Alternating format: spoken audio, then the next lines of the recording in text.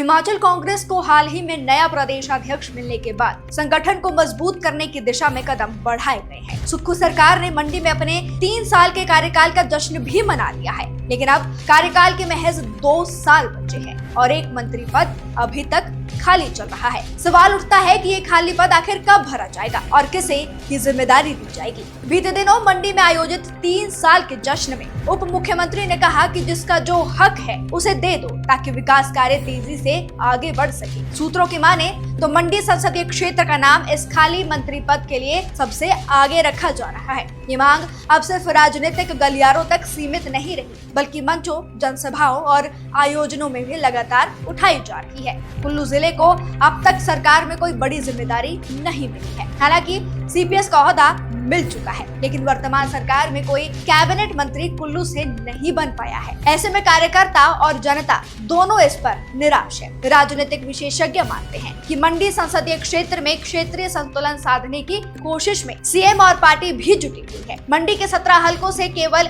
एक मंत्री जगत सिंह नेगी को मंत्री बनाया गया है, जो जनजातीय कोटे से हैं। कुल्लू से दूसरी बार विधायक बने सुंदर सिंह ठाकुर का नाम लंबे समय से चर्चा में है। समर्थक और कार्यकर्ता लगातार मांग कर रहे हैं कि मंडी संसदीय क्षेत्र से कांग्रेस को अब बड़ी जिम्मेदारी दी जाए। ऐसे में सवाल ये उठता है कि क्या कुल्लू के विधायक सुंदर सिंह ठाकुर को ये जिम्मेदारी दी जा सकती है या फिर सरकार किसी अन्य समीकरण को ध्यान में रखते हुए फैसला करेगी। इससे पहले भाजपा सरकार के कार्यकाल में कई बार कुल्लू से किसी न किसी को मंत्री पद दिया गया था, लेकिन इस बार क्या वही पैटर्न दोहराया जाएगा, अभी ये स्पष्ट नहीं है। एक अन्य संभावना ये भी है कि अगर कुल्लू को मंत्री पद नहीं मिला तो विधानसभा अध्यक्ष या विधानसभा उपाध्यक्ष जैसी बड़ी जिम्मेदारी मिल सकती है। विधायक सुंदर सिंह ठाकुर ने कहा है कि वो पार्टी के कर्मठ सिपाही हैं और जो भी निर्देश पार्टी और सीएम देंगे उनका पालन करेंगे। राजनीतिक जानकारों का कहना है कि मंत्रिमंडल विस्तार केवल योग्यता पर निर्भर नहीं करता है, बल्कि क्षेत्रीय संतुलन